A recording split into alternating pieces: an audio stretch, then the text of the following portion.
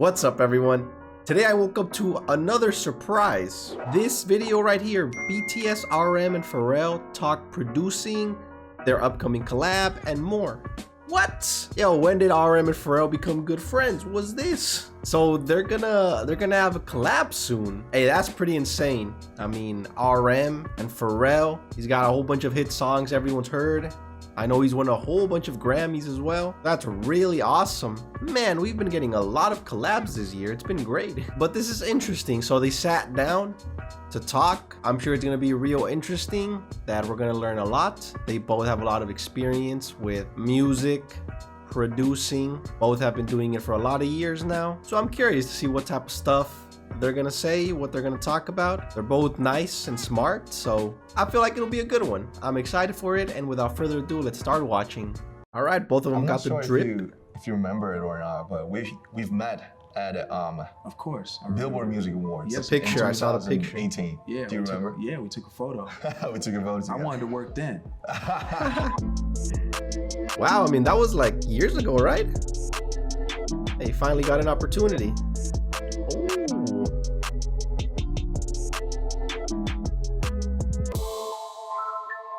Oh, these shots. First of all, thank you for having me. Thank you for having me as well. You know, I think that there's a huge benefit in writing and producing for other people. I'm pretty sure you may feel that way as well, but it allows me to go to places that I wouldn't go for myself. And as much as it feels like, you know, I may know what I'm doing when I'm doing songs that I'm, you know, featured as a solo artist, some people know, but most people don't know that all of my solo efforts have always been songs that I have written and produced for other people. In fact, when I try to write songs for myself or produce songs for myself, they always are too complex and seem much more like a puzzle than they do, you know, a jam, you know, like a bop. But I do those for other people. So for me, oftentimes my best stuff is the stuff that I poach back for myself. I don't know how it is for you. In 2005, I was just an elementary school kid, and I just wanted to be a rapper. As I got to know what's rap, that was is, a dream. you know, basically it's rhythm and poetry. I really felt attracted for this whole genre to, you know, send the messages to the world. Actually, that's sweet. You know, RM since high school, been wanting to spread the word. Attracted for this whole genre to, you know, send the messages to the world. Actually, it's really you know, embarrassing to answer about all this in front of my idol. But for me, it's for me. Oh, his idol. Yeah, I'm sure he could be a little bit nervous, but nah, he's gonna do great. Idol. We know. But for me, it's really more comfy to, you know. Mostly for me, I write somebody's lyrics or the melodies for other artists, not as many as you, but it feels like, you know, it gives me another avatars and characters. Yes. Yes. So when it comes to me, it's a complex, and it always comes with the pain, you know, to confess. Oh. But it's still. I mean, I guess I can kind of see that, right? When you're producing for other people, you also got to take them into account, and with the pain, it's a whole bunch of things you got to think about. To confess. But it's still the most important part for me. I can relate to that. I think the pain part for me is probably the fun part, because that's like some of the most vivid paint that we can use as artists when we're like filling in what we want to be a powerful verse. It's like, okay, does it hurt enough? You know, or does it feel good enough? You know. So I understand. Convey the emotion. Say, you know, you inject the pain in your verses to make sure that, like, you know, they're strong. I agree. I was wondering. Well, that's how they make those like powerful, emotional verses. To make sure it's literally like, painful. You know, they're strong. I agree. I was wondering the, you know, creative process, you know, how it's different for you yourself, like In My Mind or Girl, or, you know, between the, you know, songs you made for the others, like the singers or the rappers, or like clips, grounding, of course. I just wonder the difference, you know, from the scratch. So when an artist walks in, they ask for something. Like a track or idea? They'll say, I just want something hard, or I want something darker, or I want, something that's like for the club. A vague like, description. Banger. You know what I'm saying? A banger, like. And so I'm considering what they're looking for, but I'm also thinking about like the texture of their voice. Wait, so that's it? They just come in like, hey, you know what? I want a nightclub song, something you can dance to. Good luck. Producers got to do everything. And that's a lot of work. And the patterns but yeah, and the melodies I get it. that they are the do producers. Usually. Then I think about how I can give them something very different than they've ever done before. And so when you... That's what I was thinking, right? You got to take the artist into account. Like he's saying, he like thinks about them. Something very different than they've ever done before. Their voice, their previous work. When you mix all of that together, a lot of times, an artist will say, man, that's a little different for me or whatever. And then I'll go ahead and reference it and, sell it to someone else. And then oftentimes that same person will come back to me and say, bro, that's genius. If they don't like it, you just sell it to somebody else. Sell it to someone else. And then oftentimes that same person will come back to me and say, man, why didn't you play me that? And I'm like, I did play you that, but they weren't hearing it in that way. Wow, that's the fun part. Yeah, that's the fun part. But then there are people who jump out the window and they go ahead and try it. Because my whole thing is just try it. We don't have to put it out. Right. But, people are so good at what they do. Sometimes they're afraid to explore different parts of their voice, different parts of their personality, and different parts of their career. That's a good advice. Just try it. Maybe you like the final results. Maybe you like how it turns out. So, they're a little like hesitant, but for the ones that do try it, they get to experience something new. And look, if we decide at the end of the day it's just not right for them, it's not right for them. Right. Yeah. But you got to hear a different side. That's my favorite part of writing and producing for other people. Like a challenging. Yeah. That could also be like a live lesson, right? Never just stay in your comfort zone. Sometimes just try to venture out. Maybe you learn something new. Yeah. Like, so here comes another thing. Okay. I started to listen to music. I mean, like the hip hop music in 2005. I started with the Those were good times and Eminem, for hip hop. of course, the classics. Yeah. But as I get to know you, when I first listened to your song, especially, I just want to point out "Take It Off," because that's my playlist, one of the playlists. So that's crazy. When I listen to it, I even translated it into Korean, and I just recorded once when I'm amateur. Whoa. Really? So when I listen to it, I just always been wanting to have the frequency, because you always cross over this. These days, genre doesn't mean anything, but I think at that time, was like, some rappers really criticize the rappers who sing or use the autotunes. Right. But I don't know, you started your career as a producer, or so you're like very natural for that, but. Yeah, I guess what he said is really true, that because they also got a lot of shit for being like hip hop idols who would also sing. I mean, it's just pretty dumb. Good thing things have gotten a bit more loose. Now you can do stuff, combine genres, and won't be criticized. People don't gatekeep their genre. It's better this way. I always wanted to have the frequency like you. Like, sometimes it's just singing. It could be falsetto. Sometimes you rap. Sometimes you just sang the hook for the other artists, like Snoop Dogg. And so, how do you position yourself when you participate in the song as a player? Like, wow. First of all, these are great questions. Thank you. And no one. Oh wait, RM's coming up with all these questions? Because so far it feels like RM is interviewing Pharrell. He's like coming up with all these questions, deciding on what to ask. No one's ever asked me that, believe it or not. Like, no, I've never had a journalist ever ask me that. That really matters to me. And that's no. I mean, hey, RM, he's a producer as well. He can relate. I've never had a journalist ever ask me that. That really matters to me. So, and that's like no cap. Like you. Aww. Believe it or not, no one's, and it sounds like they could have, and because it's such an obvious question, but no one's ever asked me that. So I'm blown away by that. That's pretty sweet. Everything, I make decisions based off of feeling. You know, it's also because a lot of interviewers are just asking questions for an artist. But like RM said, he's asking questions to his idol right now. I'm sure he's also asking so that RM can learn something too. It's an obvious question, but no one's ever asked me that. So yeah. I'm blown away by that. Everything, I make decisions based off of feeling. I don't make them based off of convention. I gotta rap, I gotta sing. Yeah, it's just whatever it feels like it needs. And I'm gonna channel it as best as I can, because I'm trying to tell somebody else who's gonna be better than me to do it. And oftentimes what will happen was artists will be like, nah, we want you to stay on there. And I'll be like, no, but it's for this person. But I channel what I feel like is missing. And I forget that it's gonna be me, because if I think that it's gonna be me, then it won't be as good and I won't be as confident. I'm only confident knowing that I am giving the instruction and the directives to someone else.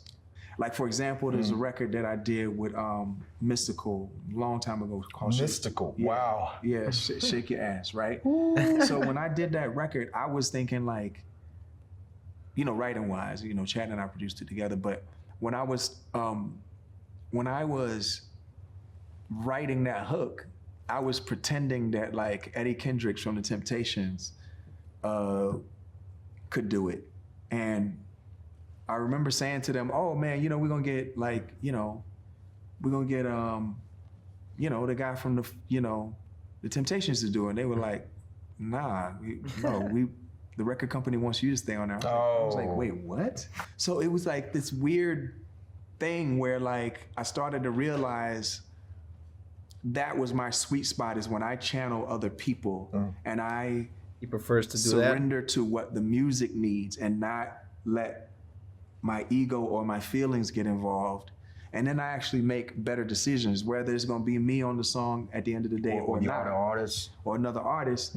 I've filled in the blank and given them a different feeling. And oftentimes, sometimes I would be sharp, you know, when I'm singing on there, but it just felt good and we would just leave it. So I'm not sure if you... All right, so he likes having the power to make the decision because he can decide what he feels is best. Good.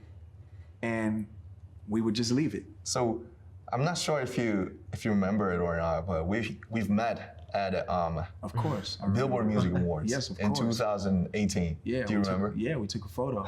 We took a photo together. I wanted to work then. But I didn't want to like, you know, be aggressive. So I was like, oh, let's just take a photo. But nice. But I really wanted to, I was like, yo, let's leave. I think we took a photo backstage. Yeah, backstage, in your room, actually. Yeah, and then like I was working in a studio not too far off, and I really wanted to be like, yo, fuck all of this. No, you know what, let me correct this, because I don't want your fan base to be mad at me.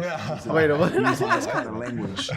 But man, I was like, oh, come on. I mean, even the members have sworn on stage. All of this. No, you know what? Let me correct this, because I don't want your fan base to be mad at me using this kind of language. But man, I was like, man, I wanted to be like, listen, let's. I mean, did RM? Language. But man, I was like, man, I wanted think to RM be said like, they're listen, not bad. let's leave here right now and go make some great music, because I just love Thanks, everything RM. that you guys were doing. I love your energy, and you know, I love what it is that you represent, you know, at such a time when, you know, our Asian brothers and sisters and, you know, fellow Asian human beings that maybe don't identify necessarily binarily in a binary way, you know, the Asian community has just been going through so much these days. Yeah. And gradually, more and more. Yeah, even BTS, you know, went to the White House for that reason. The Asian community has given me so much. And I really feel like y'all's energy, you're also showing like artists, not just like not just in one specific genre, but I think you're just like also showing people that like, you don't have to be, you can be humble. You guys, your energy is there's a lot of humility that you all vibrate. I think that's a great energy. But people don't. And when you watch their behind the scenes videos and other content, you realize that they really are just humble guys. Humility that you all vibrate. I think that's a great energy. What people don't realize is like when you have, you know, literally, you know, hundreds of millions of fans, and you encounter them, you know, 20 and 50 and 100,000 at a time. You can't notice a single face, you know. It's just a mass. It's M-A-S. That's not a.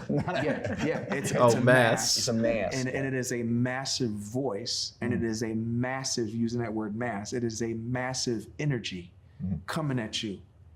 And you say jump. And then they jump. And they jump. And you sing, and they sing every word. Right. Oh, and they got a lot of power. You know that you can feel through their voices that so many of their lives have been affected and changed because of something that you've done. That's I don't know how you. they I don't can know how feel you do that.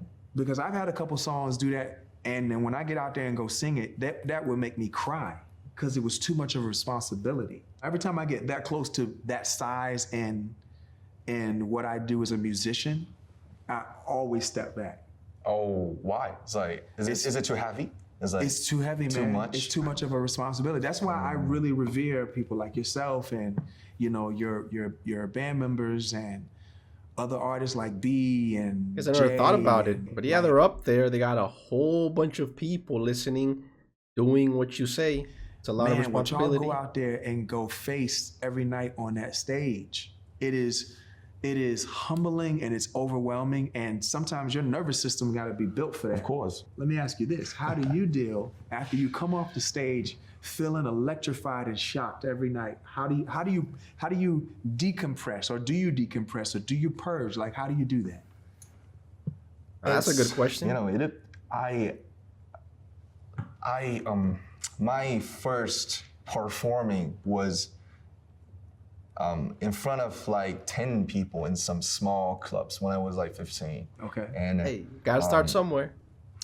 I like forgot most of the lyrics. So at that time, I just realized that I'm not a star type. I'm not a like a front man and could enjoy all this shit and just like Kurt Cobain or. Come on! I mean, he said it was his first performance. Hey, sometimes you're just a little nervous, right? I'm not that type of. I'm just a human, just who loves writing music and just the energy. So every night, like for example, we had these stadium shows in Las Vegas last April. Yeah. It was 4, but like every night is a challenge. It's like same set list. It's like maybe the same flow, sort of little different, but just like you said, that moment, like after we finished the first 3 beginning songs. Well, first of all, they're like really sweating. Take out the earphones. Yeah. And then we're just like, we're fucking back. It's like everybody shouting out.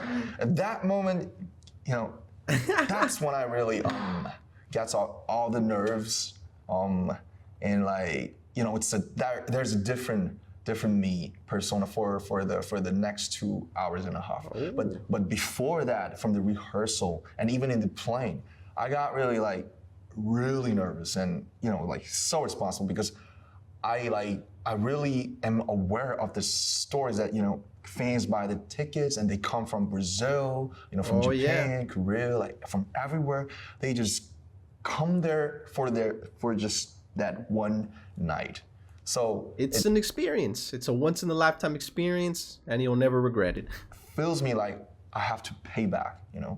I have to give them. I have to offer them the best night ever in their lives.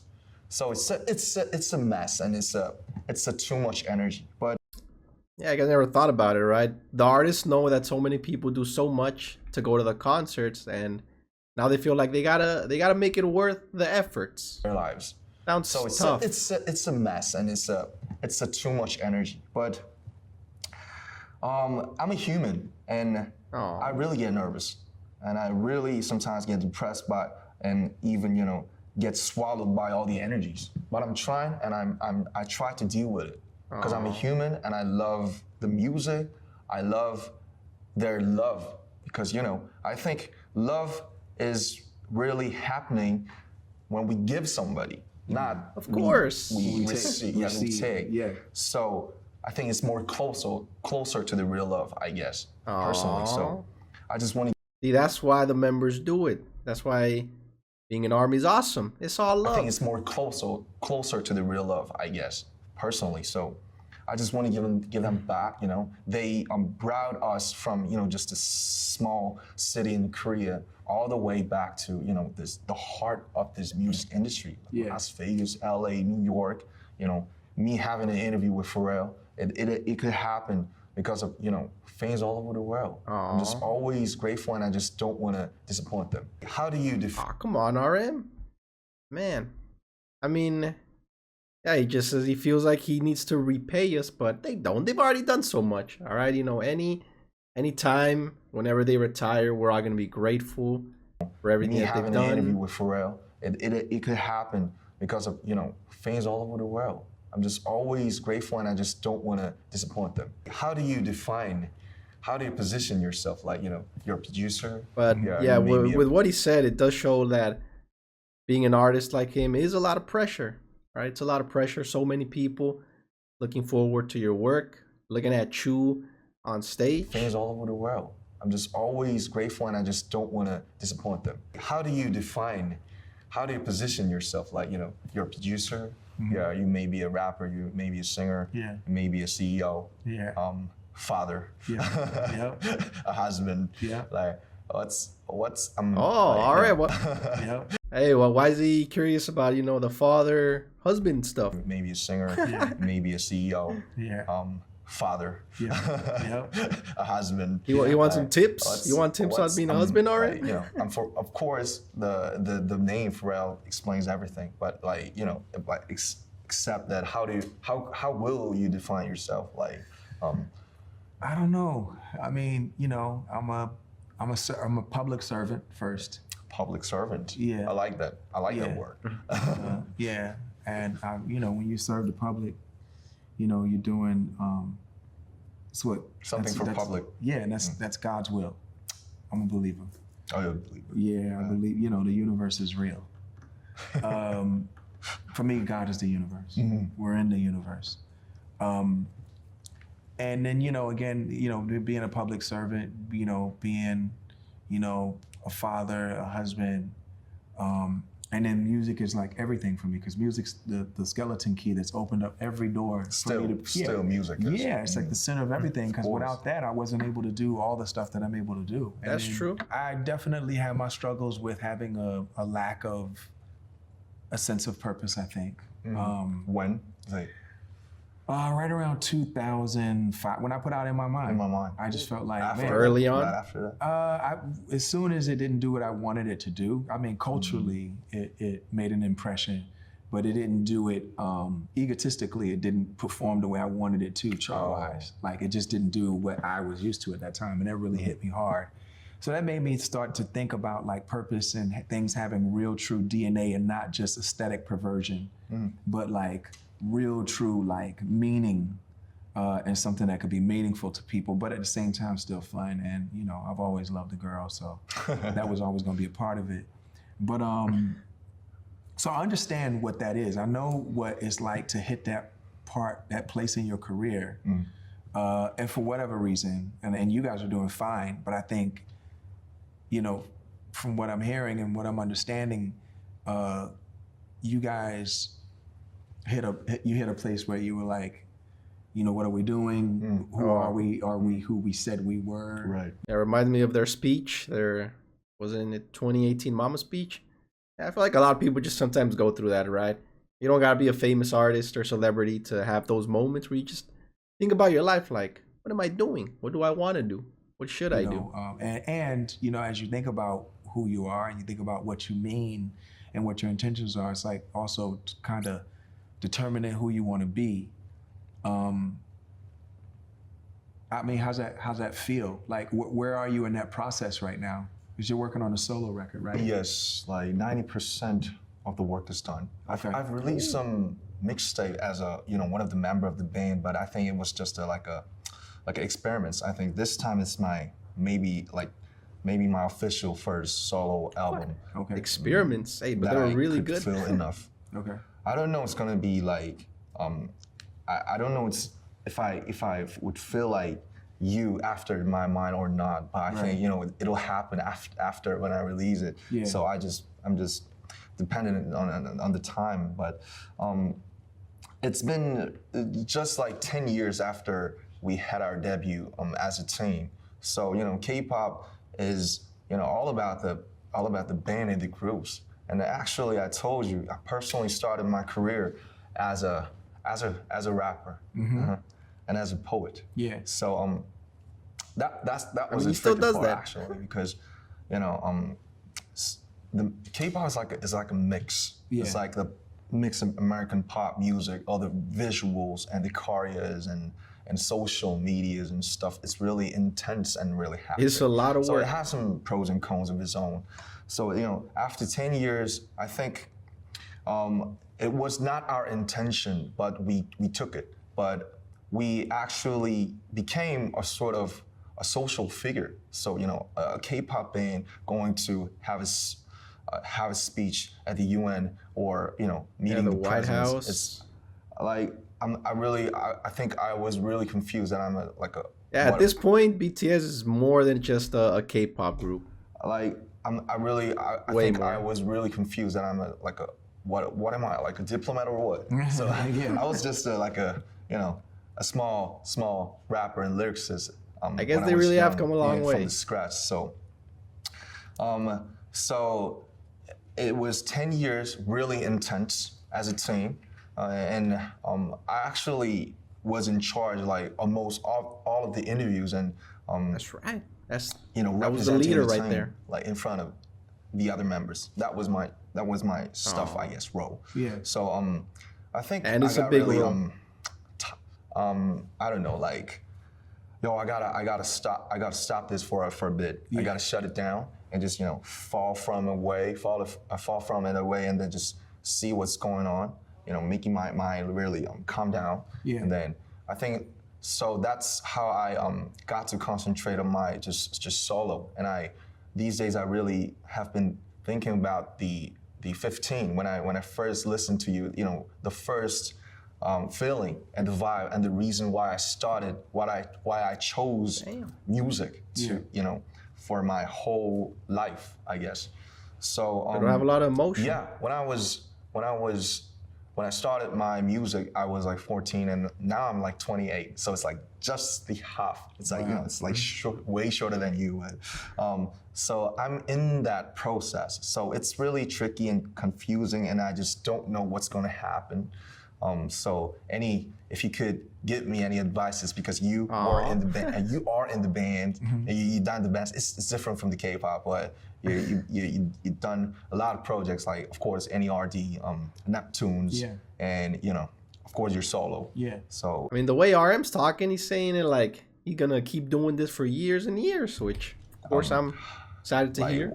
Any thoughts about you know, being in the Neptunes, being in NERD, and having a solo record really helped me, because it you know, you do one thing, then you take a break. You do another thing, then you take a break. You do another thing, then switch modes. Yeah, and it allows me to like put on different hats and put on different masks. So I understand that, and I know like having that departure is gonna make it really fresh for you. I think it's good for you to do that, because then when you come back to it, you know, to the group, the team. Yeah, I think it's gonna be to the team. I think it's gonna be super fresh. You're gonna have a whole lot of ideas. I'm excited for the comeback. Forward, continue to be curious, and don't put any kind of necessary pressure on what it is that you do by saying, you know, no absolutes, like, oh, I will never do music again, or I will never. I wouldn't do any of that. I would just no nevers. No nevers. Just stay along for the ride. Just keep going. Cruising. Yeah, and just see where you end up, because it's really interesting. Ooh. I mean, RM, all of them, they're on a good cruise ship right now. I'm sure it'll take them someplace great, no matter where. Thank you. It was a bless. Pleasure's mine. Oh, hey, that was pretty wholesome. You can tell they're both very smart and have a lot of experience. Also, yeah, like I had mentioned, right, it seemed like RM was sort of the interviewer. Very insightful, video. I enjoyed it a lot. RM and Pharrell both asked each other very meaningful questions, talked about a whole bunch of important things about producing, and the title of the video says that they talk about their upcoming collab, but they didn't really talk about that too much, did they? It was sweet to see RM, you know, excited to be here talking, like he said, with his idol, asking good questions so that he can learn from the answers. Wanted to know a lot of opinions that Pharrell had or advice on a lot of things. And it seems like both of them did learn some new things about each other, things that will help them. And that's probably why a lot of people do collabs, right? To learn new things. Even Pharrell had talked about it, that when he sometimes works with other artists and comes up with something that the artist thinks they can't do, he tells them to just try it. RM also talked about the responsibility and the fact that he is just a human after all, but he goes through a lot of work because he feels like he has to repay the love that we give him. And he does, all right? They feel the love we give them.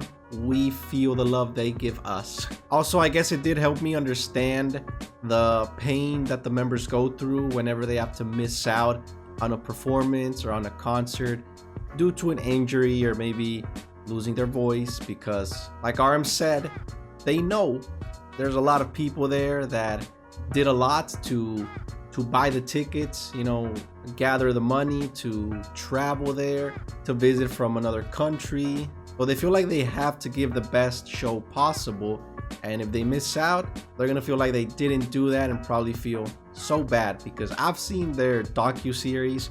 I've seen moments where some of them have had to miss out on a concert or couldn't dance during the concert, and you could see how much it pains them and hurts them. But look, the real fans are the ones that understand that the members are just humans as well. We can give them a little bit of love, but since there's millions, all that love is gonna accumulate and get to the members, and if they want to return it, well, they are just one person.